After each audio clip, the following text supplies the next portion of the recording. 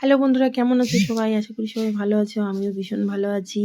তো চলো, আজকেও চলে আসলাম রোজের মতন লাঞ্চের খাবার কি কি বানিয়েছি তোমাদের সাথে শেয়ার করতে। তো আজ ছিল এই দেখো সাদা ভাত, যেটা সবার বাড়িতেই হয় সবসময়, এটা ছাড়া কোনো খাবারই হবে না। তো ভাত এদিকে বসিয়ে দিয়েছি, হয়েও গেছে ভাত। তো এদিকে ছিল রুই মাছ, ওদিকে ডিম আর লাল শাক ভাজাও করেছি আজকে। তো এক এক করে দেখাবো করেছি কিভাবে। তো সবাই কেমন আছো? আশা করি সবাই ভালো আছে। এদিকে দেখো ডিমটা ছুলে নিয়েছি, ডিমটা আগেই সিদ্ধ দিয়েছিলাম ভাতের সাথেই। তো এদিকে দেখো লাল শাক একদিকে বসিয়ে দিয়েছি আর একদিকে ডিম, কারণ তাড়াহুড়া ছিল, ছেলে স্কুল থেকে চলে আসবে। তো এদিকে দেখো লাল শাকটা সম্বার দিয়ে আমি লাল শাকটা বসিয়ে দিয়েছি। লাল শাকে কী কী সম্বার দিতে, আমি রসুন, কাঁচা লঙ্কা, কালো জিরা, শুকনো লঙ্কা এগুলো সম্বার দিয়েছি। দিয়ে দেখো লাল শাকটা বসিয়ে দিয়েছি। লাল শাক ভীষণ ভালো লাগে খেতে, লাল শাক বলতেই আমি ভীষণ ভালোবাসি। তাই সবার বাড়িতেই রোজই শাকটা তো কমন থাকবে, হবেই। শাক খাওয়া ভীষণ ভালো, আর আমি এই শাকটা ভীষণ ভালোবাসি। তো আমার বাড়িতে এটা কমন, প্রায়ই দেখতে পারবে রান্নাতে এই লাল শাক আর ডিম আছে আমার বাড়িতে। কারণ আমার বাড়িতে আমি আর আমার ছেলেই মাছ খাই, আমাদের ছোট্ট সংসার, আমি, আমার দাদাভাই আর আমার ছেলে। তো আমার ছেলে আর আমি মাছ খেতে ভালোবাসি, মাংস খেতে ভালোবাসি, বাট তোমাদের দাদাভাই কিচ্ছু খায় না। ডিম ভালোবাসে, মাছ ভালোবাসে, কিন্তু ওই চিংড়ি মাছটা ভালোবাসে, আদার্স সেরকম কোনো মাছ খায় না।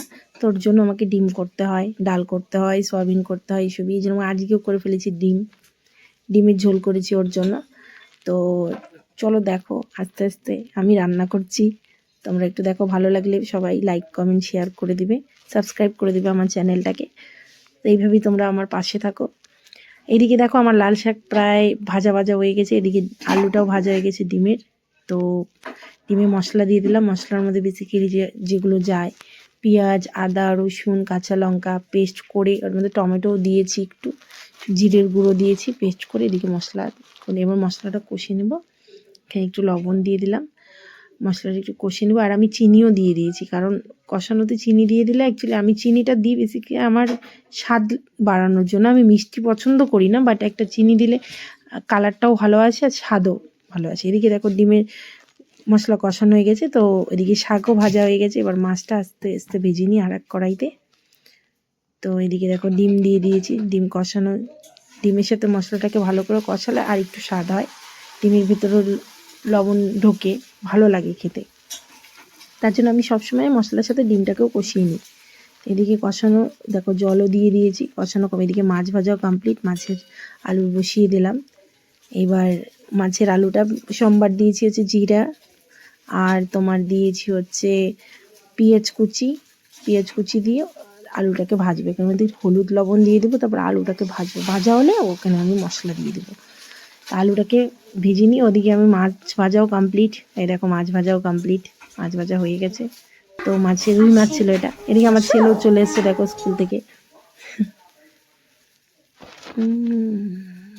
এই যে দেখো ছেলে চলে এসছে, এবার ফটাফট রান্না করতে হবে। তার জন্য এইদিকে দেখো সব হয়ে গেছে, শুধু মাছের ঝোলটাই বাকি ছিল। তো মাছের ঝোলে যখন পেঁয়াজ, আদা, কাঁচা লঙ্কা, এই যে জিরের গুঁড়ো দিয়ে দিলাম, এখন শুকনো লঙ্কা দিয়ে দিলাম। তো এগুলো দিয়ে একটা গোটা টমেটো দিয়েছি। টমেটো ছাড়া আমার কোনো তরকারিই হবে না, টমেটো আমি ভীষণ ভালোবাসি। টমেটো আমার সব থেকে, আমার ডালেও টমেটো লাগবে, সব কিছুতে। এরকম মশলা কষানোও হয়ে গেছে। খুব তাড়াহুড়ায় রান্নাটা কালকে করেছি, সত্যি তাড়াহুড়া করেছি। এটা তো স্পিড বাড়িয়ে দেওয়া আছে, বাট এমনিও তাড়াহুড়াতে করেছি রান্না, তখন ছেলে চলে এসেছিলো। তারপর এই যে মশলা কষানো ভালো করে কষিয়ে নিয়ে জল দিয়ে দিলাম, কারণ আমাদের তো বেশি ঝোল লাগবে না, কারণ আমি আর আমার ছেলেই খাবো। তো তাও আর একটু জল দিয়ে দিলাম, দিয়ে এই যে ঝোলটা ফুটে গেলে মাছ দিয়ে নামিয়ে নেব। তো এটার মধ্যে তোমরা ধনেপাতা থাকলে দিতে পারো, ধনেপাতা আমিও দিই, বাট কালকে আমি দিইনি। ধনেপাতা দিলেও ভালো লাগবে। তো আমার দেখো মাছের ঝোল রেডি। তো বন্ধুরা বলো কেমন লাগলো আমার রেসিপিটা। তো যদি ভালো লাগে তো আমার চ্যানেল সাবস্ক্রাইব করে দিও। টাটা, বাই বাই, সবাই ভালো থেকো।